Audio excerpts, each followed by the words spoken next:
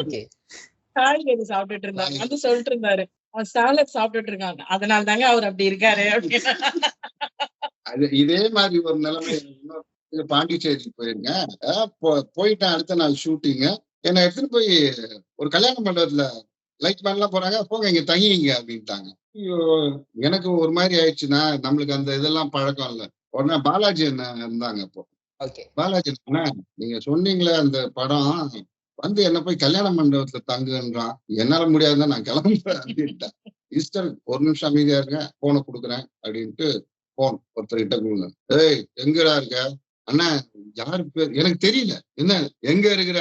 இதோ இந்த கல்யாண மண்டபம் இந்த இடம் அந்த அட்ரஸ் கேட்டு சொல்றேன். அண்ணாமலை இன்டர்நேஷனல் ரூம் நம்பர் இது வந்து சேரு அப்படின்ட்டு போனை கட் பண்ணாங்க. கல்யாண மண்டபத்துல இருந்து அண்ணாமலை இன்டர்நேஷனலுக்கு அப்படியே 5 ஸ்டாருக்கு மாறுது. என்ன இது? அது போனா அங்க கருணாசன் உட்காந்துருக்காரு. கருணாசன் உட்காந்துருக்காரு. அப்ப பாலாஜி நான் சொல்லியிருக்காரு, என்னடா ஈஸ்டர் போய் அங்க ரூம் அப்படின்ட்டு. அவங்க 2 பேரும் நல்ல நண்பர்கள்.